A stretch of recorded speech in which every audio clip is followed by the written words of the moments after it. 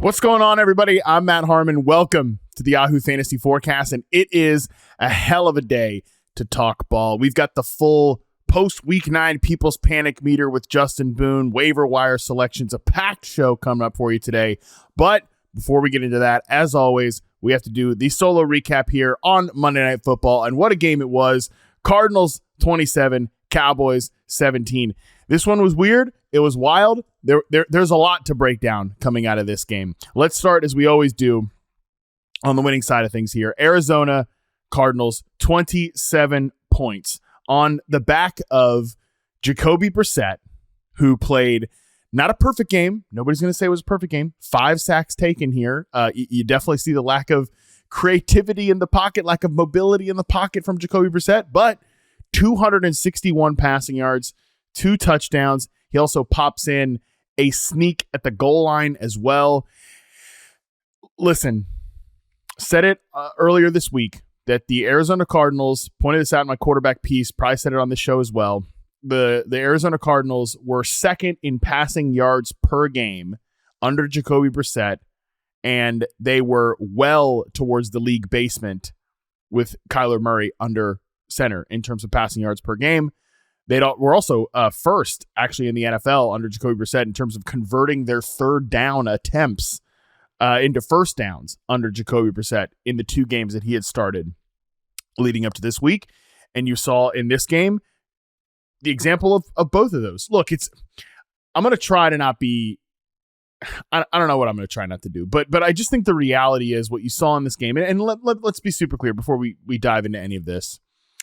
The Cowboys defense stinks. I know the Cowboys defense is bad. It's almost laughable how bad it is. As a matter of fact, you heard one of the Cardinals players on a hot mic when they scored the Brissett sneak touchdown after driving. I believe that was at the end of the first half.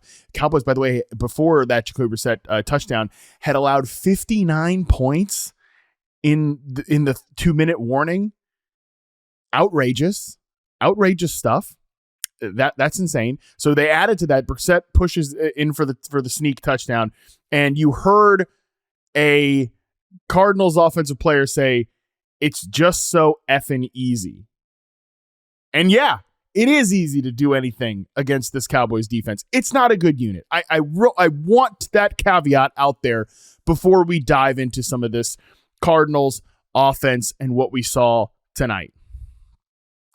Because I just think this is what we've seen with Brissett under center, but especially tonight, is proof of concept of what I've been talking about with mostly Marvin Harrison Jr., but just this entire offense and some of the frustration I've had with Kyler Murray as the quarterback here.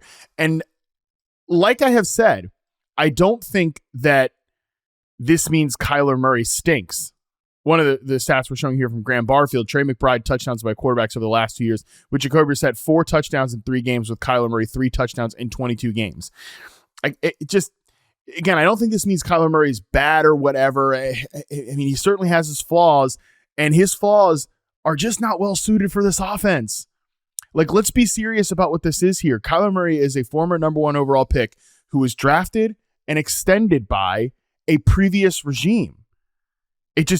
A previous regime is the one who made the selection of Kyler Murray and paid him that money. This group didn't do that. I think they have tried to make it work. I think they have tried to empower him as the starting quarterback. Jonathan Gannon said when he took this job, I took this job because we had a franchise quarterback. And I think that's fine. But the reality is what they want to do on offense does not fit Kyler Murray. It just doesn't. And you see the drastic difference in how the plays are called and just the design of the offense. Like, again, forget production, forget results. I understand the Cowboys defense stinks. But so far this season, Jacoby Brissett has been under center on 45.5% of his dropbacks. Kyler Murray is 21%. Drastic difference. Like, it's two different offenses when Kyler's in there and when Jacoby Brissett's in there. When they use play action this year, Jacoby Brissett is under center 82%. Kyler Murray, 33%. Jacoby Brissett, 7.5 yards per attempt on play action. Kyler Murray, sub 7. It's a different offense, and this is what they want to be. Their run game isn't even good. We'll get to the running backs here in a second. Their run game isn't even that good. But what they want to do is they want to get under center and they want to take shots off play action. They want to do it over the intermediate middle of the field. That dig route from Jacoby Brissett to Michael Wilson, that was the exact, that is the perfect distillation, zone coverage, dig route over the middle, and he just puts it in between two defenders. Kyler Murray doesn't take those throws at nearly a high enough rate for how often they are open and available in this offense, period. And I've been saying that about this quarterback and about this whole situation since Marvin Harrison Jr. has been drafted there. And right away, they come out here and they make Marvin Harrison Jr. a priority in this game. And maybe perhaps that is because Marvin Harrison Sr. had some unkind things to say about the Arizona Cardinals offense. So maybe Marv was getting the, hey, my Hall of Fame dad talked some trash bump here. And the play caller in Drew Petzing's like, well, we'll see about that. Marvin Harrison Sr., if you missed it, had this quote to ESPN, quote, "It's very hard for me to watch the Cardinals, and you can quote me on that." So obviously he's not happy here. And I think Marvin Harrison Sr. has seen a lot of what I've seen with this Cardinals offense, that his son, like, forget what the haters say. His son's a good football player. Okay. He's not been perfect. I understand that. He had drops earlier this year. There was that wild Thursday night game that we recapped on this show against the Seahawks, which the first half was a disaster, and then he brought it back. But like, this guy gets open. The people who say he's not getting open are outright freaking lying to you guys. I promise you that from what I've seen from this player. And again, comes out right away in this game. They threw it up on the broadcast. 4 targets, I believe, on the first drive, which was a career high. At one point, it was 3 targets, which was a career high on an opening drive for him, Marvin Harrison. He has the touchdown against Deron Bland. He was just cooking Deron Bland, the $90 million corner that the Cowboys paid, just cooking him all night long. He cooks him on the slant route and man coverage to get the touchdown. He was incredible. Even CeeDee Lamb, as we're showing on the screen here, thought it was pretty electric content there, Marvin Harrison Jr. So, I mean, yeah, this is what I've been seeing on film with Marv, is that these plays, the in breakers, they're available to him. And I do think he was playing with more confidence and more, kind of speed off the line. They talked maybe about he's been altering up his stance a little bit. Again, Marvin Harrison Jr. is not blameless in some of the issues that have haunted him to start his career. But I think we've really seen him change his attack of the football. Several examples of that tonight. That's the one, like, him-owned issue, is that he's got to get better at how he attacks the football. Talked about that a lot from his rookie season. Made note of it as a prospect. Guys like Matt Waldman were much more dead on about that being a serious problem for him to start his career. I think we've seen some progress there. And meanwhile, I think the route running is only getting better. Like, I am so confident, maybe overly confident, and you guys can throw this back in my face if I'm wrong about it. But I'm so confident that there's going to be a moment in Marvin Harrison Jr. in a different situation where he's going to have a huge season. He's going to have huge seasons as like a top level receiver. And again, I understand it comes tonight against the bad Cowboys defense, but 10 targets, over 3 yards per route run with a different quarterback. It's just not a fit. It's just not a fit with Kyler Murray and in this offense. Like, the offense, the throws are there. And I'm not saying Drew Petzing is perfect either. I have my flaws with Petzing. I'm not sure if this coaching staff is going to be back next year. We'll see. They kind of tried to collapse in the fourth quarter before Javonte Williams gave the game back to them. So there's flaws here. Nobody's blameless with what's happened here. But the reality is, I think Marvin Harrison Jr. is still a very good player. He's somebody I'd want to trade for in Dynasty if people are still trying to sell him because they're disappointed with him. I think there's going to be a moment for him. It's okay if guys aren't immediately elite players in their rookie seasons. It's okay if they grow and develop. And I think we have seen quietly some growth from Marvin Harrison Jr. From him in his second NFL season. I think we'll see another jump in his third year. And we'll see what the Cardinals do with this quarterback situation. Jonathan Gannon was asked about it after the game and said nothing has changed. We'll see. Troy Aikman and Joe Buck were theorizing after the game. They expect this team to stick with Jacoby Brissett. I think they have to. The offense is just so much smoother with Brissett. And the reality is, like, Kyler Murray was probably not coming back next year on the salary that he's at. And in terms of like what's next for Kyler, we'll have a lot of time to break that down, but I do think that he can have a second act somewhere. It's just going to have to be in a hyper-specific offense. I was kind of kicking around some ideas with people on Twitter about that tonight. It's got to look something like the old Eagles offenses. The Eagles now are transitioning to some of this under-center play-action stuff because guess what? Everybody's doing that. It's a good way to attack defenses in the NFL today. But there are more spread concepts where it's outside the numbers shot plays, more static routes. I think that fits Kyler. Maybe something like what Joe Brady runs in Buffalo. There's parts of that I think that could fit Kyler Murray. So maybe if he's a head coach somewhere next year, maybe Murray, he tries to do like a bridge quarterback sort of thing with him, tries to reclaim his career, a little reclamation project there.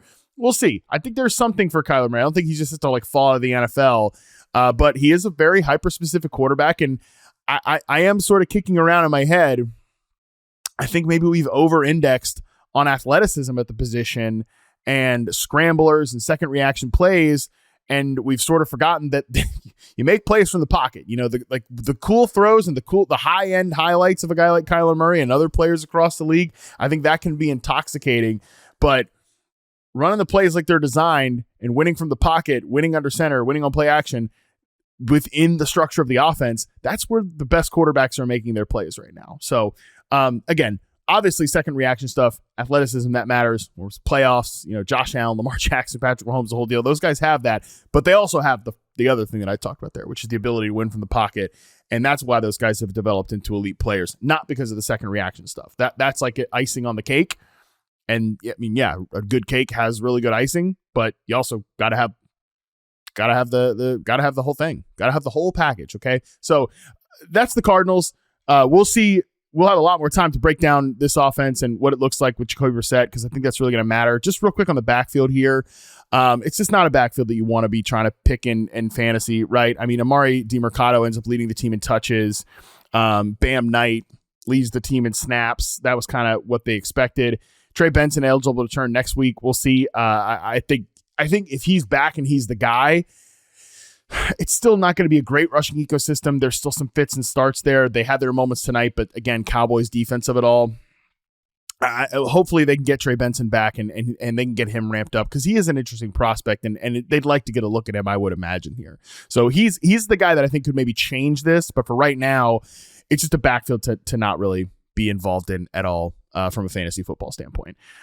Shout out to Trey McBride. Shout out to Marvin Harrison Jr. and Michael Wilson, too. Like another guy that I think has been a little bit forgotten about because of just the weirdness of this passing offense. So the Cardinals, good game by them. Cowboys, not so much. Not so much of a good game by the Dallas Cowboys. Obviously, again, we knew the defense was going to get fried in this one, but the offense had their fair share of mistakes, too. I don't have any big like fantasy football takeaways here in terms of, now we need to adjust because of this, that, and the other. Not really. I mean, the guys that were out there, and we should expect them to continue to be that for Dallas. They made some plays in the fourth quarter because the Cardinals are a terrible fourth quarter team. That was a little bit to be expected. You could count on those guys making it weird in the fourth quarter, and they tried to. CeeDee Lamb comes away with 12 targets, 85 yards. George Pickens, 9 targets, 79 yards. So decent games if you threw those guys out there. Shocking that it did take until week 9 for George Pickens to finally get his first unsportsmanlike conduct penalty, but he did pick up a dumb little taunting penalty. Dumb in that I know he can't do it, and also dumb in that I can't believe we're calling those plays. But nevertheless, those guys remain in the good graces of fantasy managers. Jake Ferguson got back on the map for 5 catches for 50 yards, but also had 2 pretty brutal drops as well. It certainly was not a perfect game from him. Ryan Flournoy, shout out to producer Colin, who obviously had a miserable night watching his team, but he did get to see his guy, Ryan Flournoy, score a touchdown. Nate Tice, his Cardinals are crushing it, and he still has the audacity to send me a tweet telling me to chart Ryan Flournoy in the middle of this game. Unbelievable. Poor showing, poor decorum by Nate Tice on that one. I'm kidding. He also apparently has some affinity for Ryan Flournoy as well. So I don't know. Maybe we'll see. Maybe he'll make the charting list at some point. But the guys that are the guys, those are the ones you're playing in Dallas. Javonte Williams, unfortunate fumble, but even he had some nice moments in this one, some great moments in pass protection. He's still on every week running back 1 in fantasy, even if this is going to go down as one of his weirder games because he didn't get involved in the passing game and he did not score a touchdown. So yeah, like I said, I don't have any real monster takeaways on the Cowboys side of this from an offensive standpoint, but can't win games when you have these sort of turnovers here. Obviously, Ferguson has the fumble as well. Javonte has the fumble. Dak has the pick. He took too many sacks. That's maybe one thing that's on my radar. This Cardinals defense, certainly, they got Walter Nolan back, who was an immediate impact player for them. He had the first time the broadcast highlighted him, Tyler Smith was just literally throwing him into the dirt. And then the other one was right the next play, tackle for loss, and then he had a big sack later on in this game as well. So that maybe he ends up being a difference maker. It does look like this rookie class for Arizona on the defensive side of it looking pretty damn good for Monty Ossenfort there. I think Monty's made some pretty good decisions as the GM for Arizona, but I'm still coming away from this kind of at least side-eyeing this Cowboys offensive line. In the last couple of weeks, it has not been the same level of monster production from that Cowboys passing offense. That's just maybe a little bit on my radar, but overall, I think Dak Prescott's still in the circle of trust. These guys, I'm going to need more than just 2 weeks to really adjust my priors and expectations on those players there. So as I said, not a bunch of big takeaways on the Cowboys side of things. Really, it was Arizona. And now I'm just fascinated to see what the Cardinals do with this quarterback situation. Maybe I'm oversimplifying it, but to me, this offense just runs better, runs smoother with Jacoby Brissett. You're probably done with Kyler anyways. Start Brissett the rest of the year. Build up a good season for Trey McBride. Build into more of Marvin Harrison Jr.'s confidence, and then we assess what quarterback looks like next year. And we try to get somebody, if this regime, again, can save their jobs. I'm not sure if they can. We'll see. Then we try to find a more long-term quarterback solution next season because it's not perfect in Arizona, but it just looks a lot more like some signs of life with Jacoby Brissett under center. But again, we'll have a lot of time over the week to break that down.